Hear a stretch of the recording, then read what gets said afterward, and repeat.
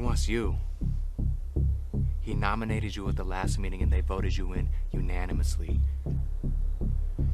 You're the new Borgata boss now. Congratulations.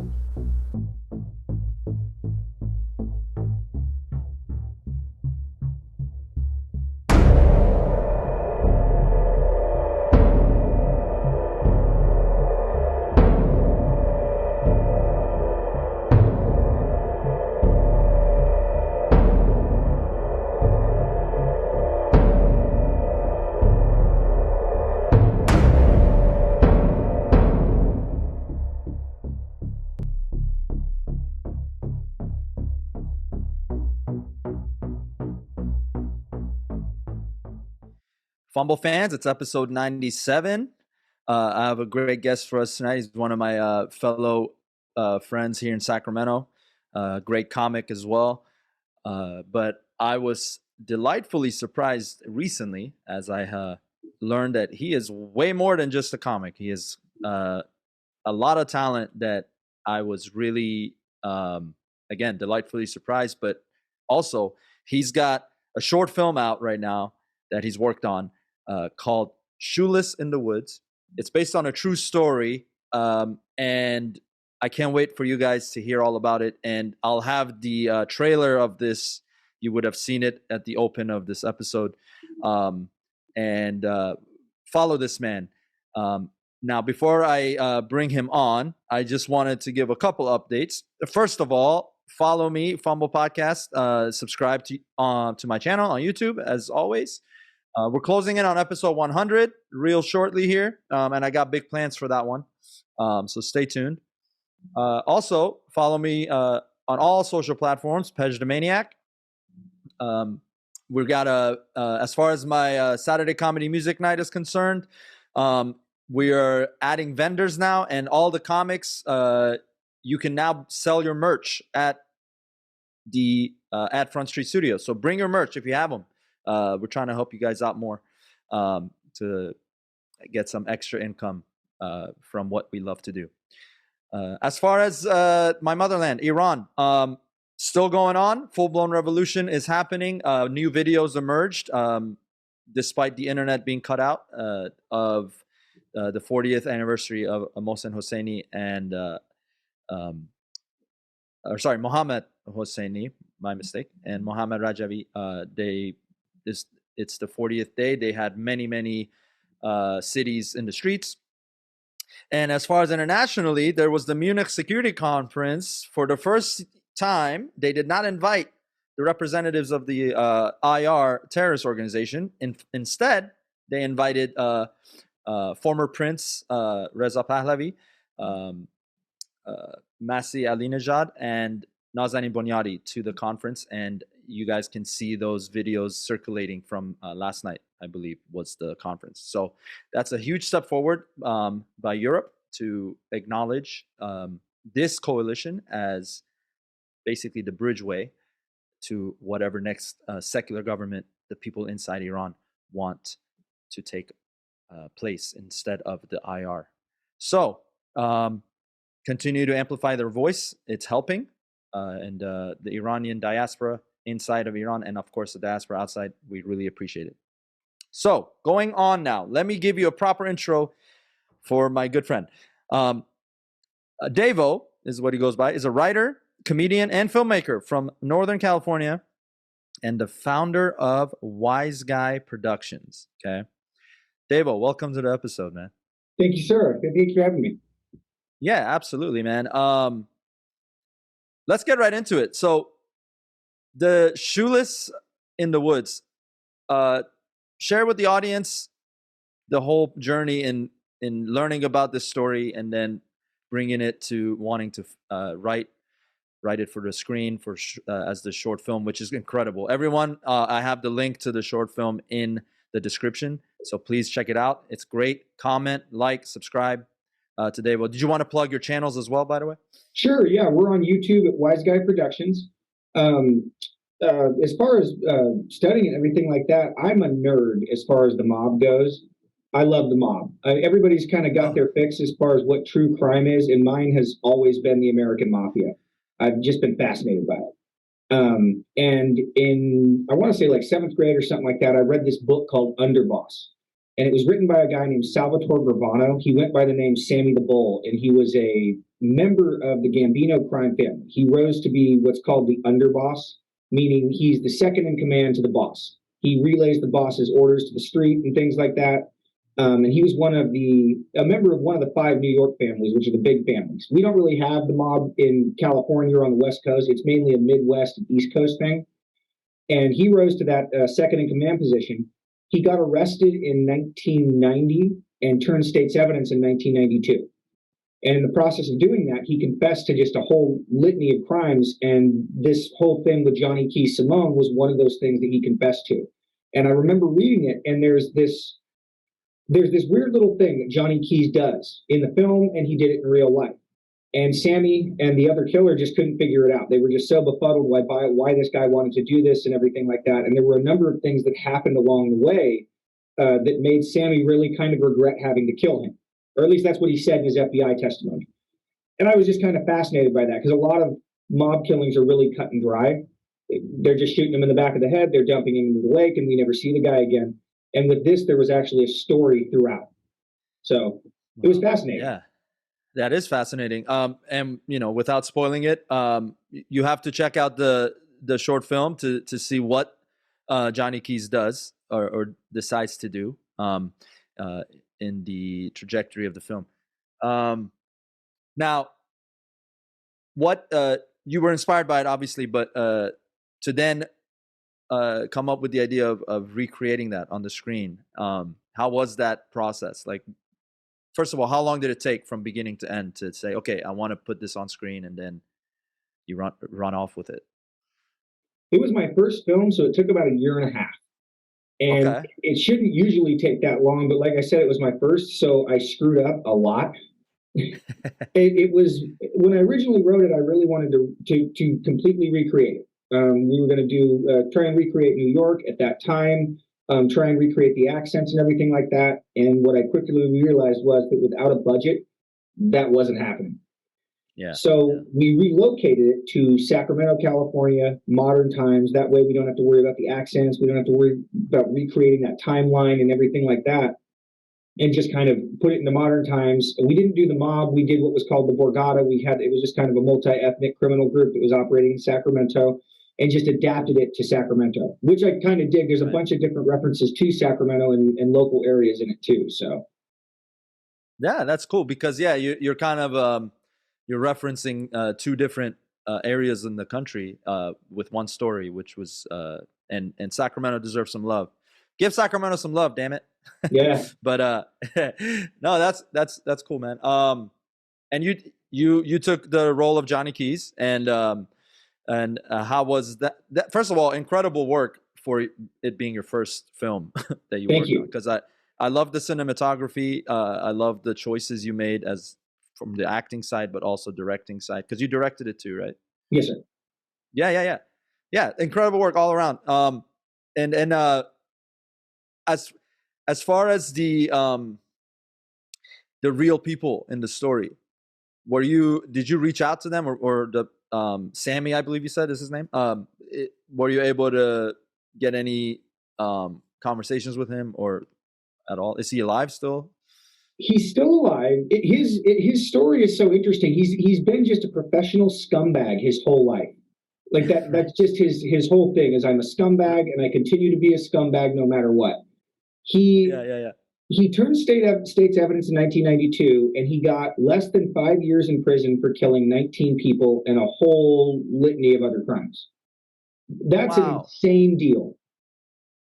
How did he get away with? I mean, that's the ties to the mob, I guess. That's yeah. I mean, and he was involved in a big time case where they really wanted to get this big name boss. So I mean, maybe that factored into why they gave him such a lenient sentence, but still, less than 5.5 years for killing 19 people is pretty insane. He went into the witness protection program. He wrote a book. He got paid for a movie that was made out of the book, and then he got caught selling drugs with white supremacists in Arizona. Yeah. What Yeah. year was that? That was like 2002. That was somewhere around there, And he gets 20 years in prison for that. Comes home, I want to say 3 years ago, because he did do the 19 years in prison for the big drug ring. And now he runs a YouTube channel where he talks about what a big bad gangster he used to be. Talk about, he did his time. That is 5 years for 19 murderers, you said? Yeah.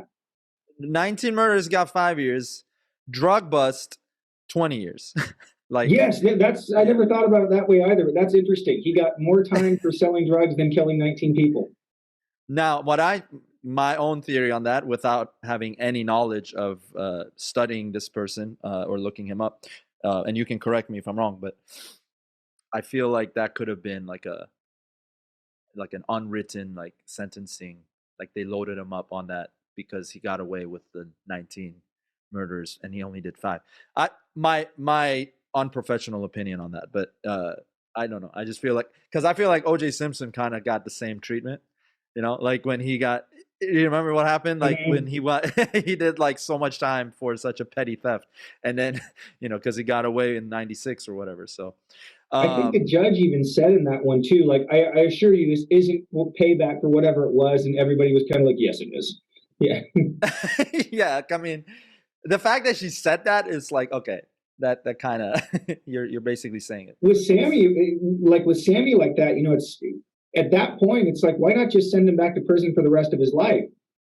You know what I mean? Right. He got this gift given to him where he had to testify against somebody, and then he got this book deal and a movie deal, and the guy still hooked up with a bunch of drug dealers and started doing whatever he was doing, and he still got a third, fourth, fifth chance. So I should make a movie about that. I should call it The Happiest Rat of All Time. Right? Yeah, man. That's I'd watch it. Shit. But it's like the criminal world. I mean, mob. I'm not like my lane as far as true crimes has always been about serial killers and like their like where they go and how their mentality just takes them. So like I love documentaries, and then like films or a series that they do. Like the Dahmer series. I watched that.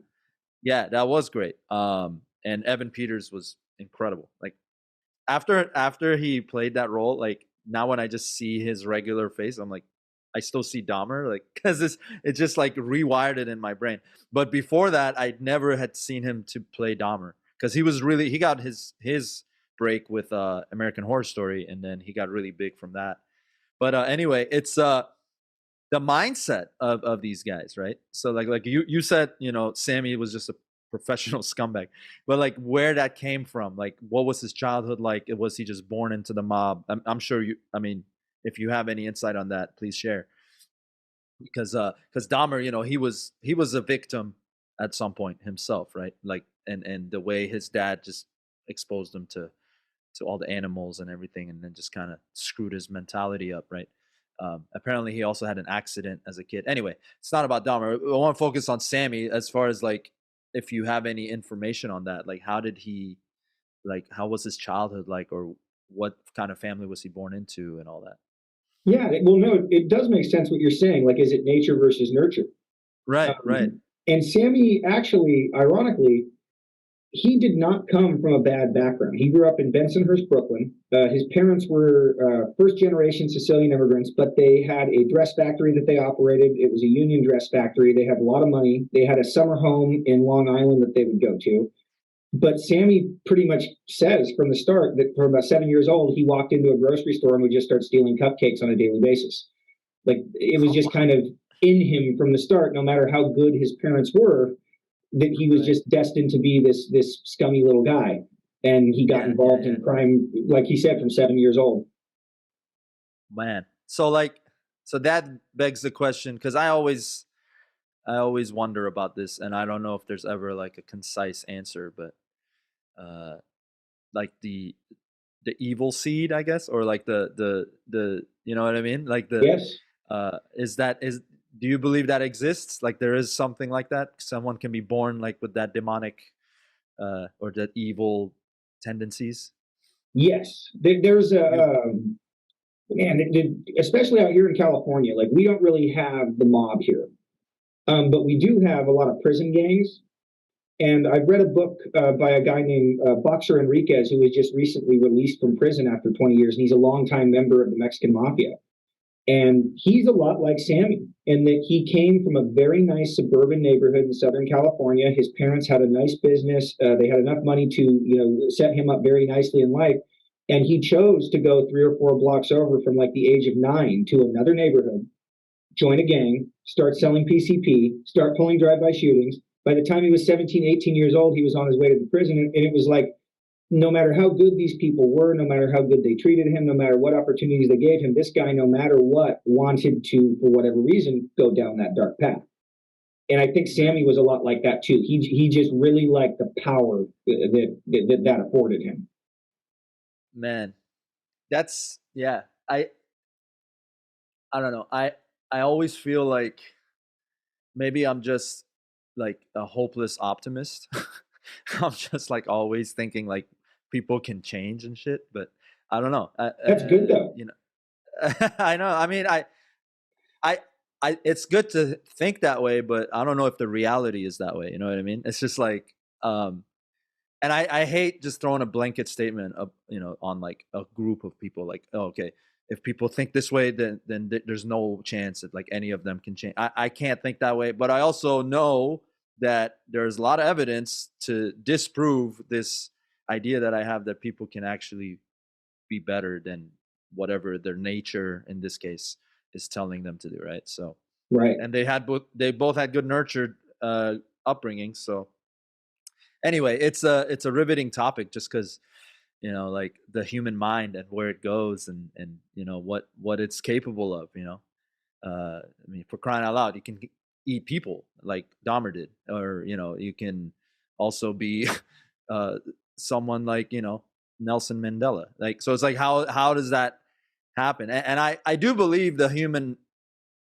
like 8 billion of us, I do believe like we're all connected somehow, just because of the day-to-day similarities in our lives, like in our lives. Just like the older I get too, I just feel like I go through some shitty days and I'm like, oh man, is this happening to me? And then I talk to people about it. They're like, I've been through the same exact thing. Like, and it's like, and that's not like reserved to like 5 people, like hundreds and hundreds of people I've spoken to. They're like, yeah, I've been through that exact thing. And it's not something broad like, oh, having to wait in line in the DMV. Like, it's not something like, you know what I mean? It's not like a basic thing like that. It's much deeper, like a mental like journey that you go through, and someone else has been through that exact thing. And then in the comedy world for us, like we have a bunch of commonalities in that lane, right? Like it's like, man, I don't feel funny today, for example. And then I've talked to you about it in the past, and you're like, I know, I've been through that. Like, it's like, I don't feel, and it's like, that to me is like something bigger than just our day-to-day personal life experience. I feel like that's something that's beyond our individual minds. I think it's something connecting us. But what are your thoughts on that?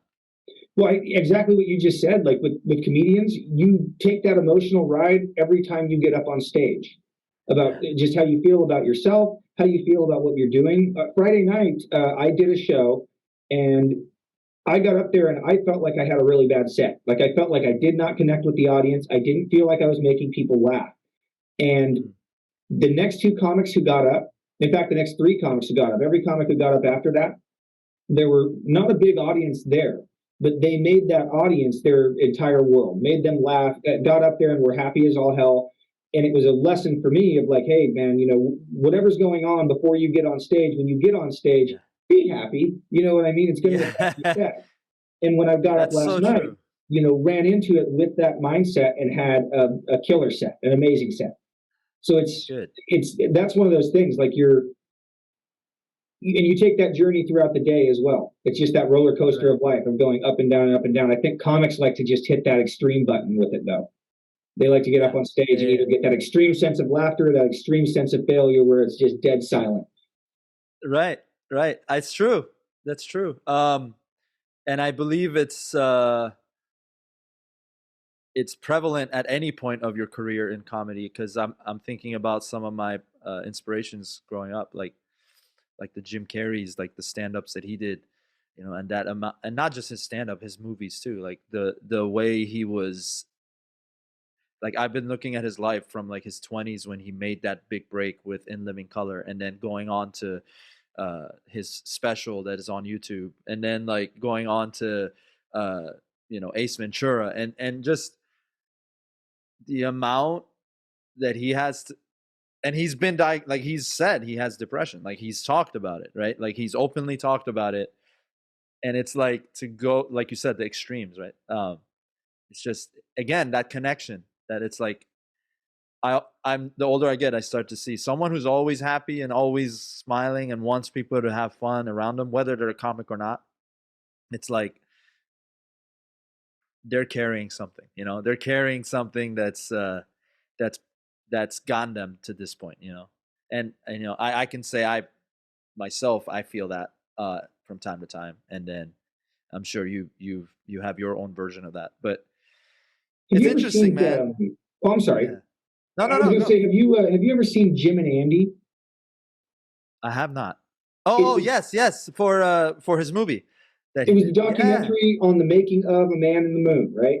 He said right, right. something in that movie that I thought was great, and I've carried it with me. It's something that totally it pushed me to get into stand-up comedy. He talked about his dad, and he said that his father spent 40 years working at this plant, but his dad was the funniest guy he had ever met. His dad could have been a stand-up, he could have been a legend, but he worked up 40 years because he had these kids, he had this wife, he had to take care of them. And at the 40-year mark, right before he was going to hit his retirement, they fired him. And Yeah, Jim I Carrey said remember that's that. what pushed him to go to Los Angeles and become a stand-up comic, because you can work your whole life at something you hate and still fail. Why not try for something you love? Yes, And that's so I've true. always remembered that quote from him. So was he one of your inspirations too? Yes, not at first. I Yeah, didn't know he did stand up until later on, but I remember right. seeing Dumb and Dumber and Ace Ventura and just thinking, oh my God, this guy is hilarious. How is he doing this? How is he getting the entire, you know, when you sit in the theater and everyone in the movie theater is laughing hysterically? Yeah, That's the yeah. first time I'd ever seen something like that happen, was him. So Wow. him and Robin Williams were Yeah, those two guys who could do it. Robin And Eddie Williams. Murphy. Eddie Murphy was great Yeah, too.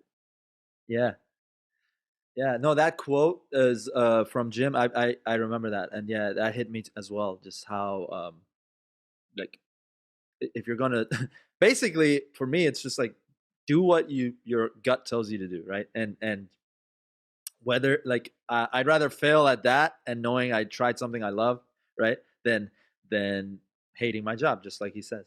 And I feel like, now you, I don't know how much you want to get into this, but you came from medical side, right? That was what you used to do, or you still do that, or? You know, for 10 years, I was an EMT, and about 2 years ago, I stopped doing it so that I wouldn't go insane. Okay, yeah, yeah, yeah. Yeah, it was too much. So, right, it's now, you obviously, you did schooling for all of that. Now, was that a career that um you enjoyed initially, and then you got jaded by it later, or did you always kind of just did it because it had good money in it, or how did it? Well, that was it. You hit the nail right on the head. Is I got into it because I had a couple of uncles. My family comes from the Bay Area, and I had a couple of uncles who were Oakland Fire, and they just told me and my brother, like, get into EMS because there's always going to be sick people. That's job security. And I got into it because it was one of those deals where I wanted to get paid. I had been told that that was a place you could make some money, and I wanted to help people. And when you first get into it, you have this impression of, like, I had seen the movie Backdraft, and that was my impression of what EMS was. People called 911 when there was an emergency, you showed up, you saved the day, and you took them to the hospital. And when I got in there, I realized that 80% of the people who were calling didn't have an emergency. It was mainly mental health, drug abuse, something like that. You would have a lot of regulars that you were taking in and out of the hospital who really should have been being assessed by a mental health facility and taken care of properly. It was really dangerous, where you could get attacked. I've been attacked by homeless people. I haven't been stabbed, but I've had my skin torn open by them, where they were scratching at me and pulling at me and things. Drug rehab centers and things like that. You don't get paid a lot. If you get hurt and you have to stay home or go to the doctor, you're paying for that, especially if you don't have if you work at a place that doesn't offer PTO. If you don't have a union, which, you know, unions can be good and bad things, that's a whole other issue unto itself too. And after a decade of it, I I had just kind of had enough. I was just kind of done wearing the Superman cape and kind of hung it up and went to go to another. As much as I hate to say this, it was one of those things where I knew financially I wasn't going to be able to make it. So I just had to move on. Right. Well, and how long did you want to do comedy? Like, when did you decide I want to do this? I was a wuss because I knew I wanted to do it when I was a teenager, and I didn't get on stage until 2 years ago. So Listen, if anybody's I have out a very there similar to do story it, to you. yeah, exactly. Yeah, like it's one of those things where you tell younger people. There's Daniel that always comes to your mic at and I see him around too. He's 16 years old. He's getting people to laugh at right now as is. By the time he's 26, he's going to be that next Jim Carrey or somebody like that. So 1000%. So, dude, I talk to him all the time. I'm like, please don't stop. Like, you're gonna go through your 20s and you're gonna get these ideas and you're gonna think there's gonna be. I was like, just keep fucking going, because that guy's talented. He's gifted. He has it. He reminds me of Mitch Hedberg. I saw him last night, actually. He has a total like a Mitch Hedberg style. And I just want him to, his one-liners are great. Follow Mitch Hedberg, free plug. I mean, not Mitch Hedberg. Mitch Hedberg light. Don't follow Mitch Hedberg. He's no longer around. But no, follow Daniel Goldenhaber. He's an up and coming comic here in Sacramento. And he's going places. But man, I started comedy at 30. I had my first set at 34, 35. So it was like, I went through this whole life kind of like similar to you, but for me, it was like go finish college, get a job, work your, lucky for me, my job, it wasn't something I ended up hating. Like for me, my job was music, right? I teach music and I was always been a musician. So that's kind of what I'm doing now even. And I don't plan on stopping that necessarily because it is one of my loves. It was my first love into entertainment. But that's what's so unique about your mic is that your mic is so great and so unique because you and it's Roger, right? Because you're Dennis. I'm sorry. I don't know where I got Roger from. But you and Dennis I just told him to follow Mitch Hedberg, so it's not your mistake is a lot better than mine. But that's what makes your mic so great is you guys have the music and the comedy, and it's a great vibe for everybody. So that's right. Yeah, thank you, man. Yeah, it's fun, and we love it. We're adding vendors now, and we're adding merch for comics who have merch to come sell it. We want to sustain it. Donate, by the way, people listening. Go on my Instagram, Pej the Maniac. I have the donation link for Atrium, which is the mother company to nonprofit to Front Street Studio, which is they're right next to each other. Support them, support artists. We want to continue to do this for many Saturdays to come. But man, and so you started 2 years ago in comedy, and you've been in.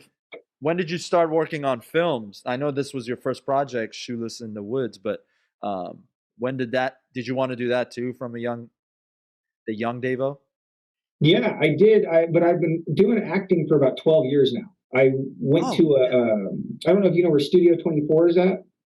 I've heard of it. I haven't. Yeah, it's out in Folsom, and I started going there because I didn't have any background in acting. I went there for about 10 years, and now I'm just out on my own. I'm hoping to move down to LA here pretty quick. So, hey, nice. I know someone else is moving to LA. Yeah, that's right. No,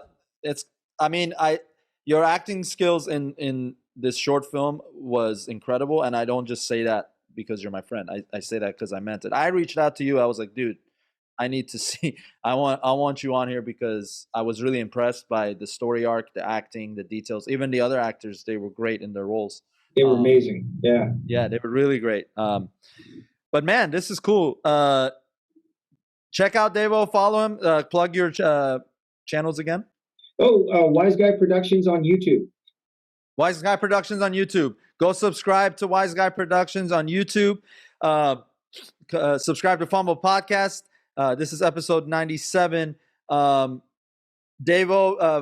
check him out in the Sacramento comedy scene. He's getting bookings now, and he deserves all of it because he's hilarious. He has some funny stories to share about superheroes. So I'll just say that, and you guys can hear it live and in living color as a callback to Jim Carrey.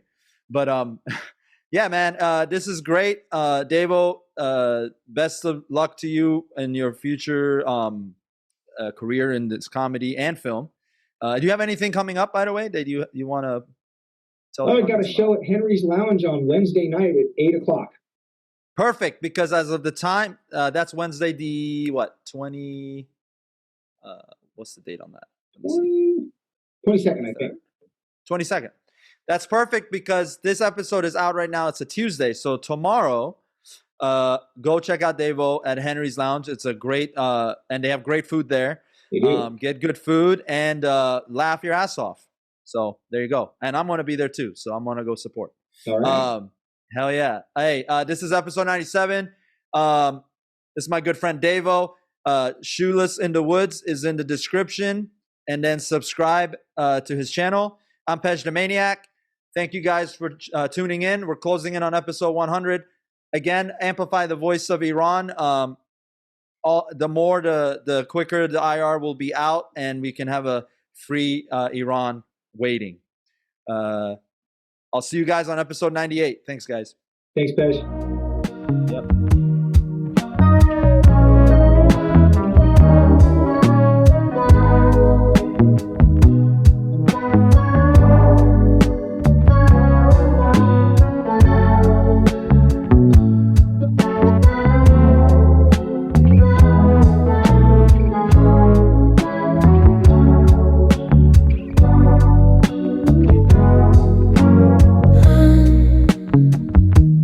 Please forgive me if I ever did wrong.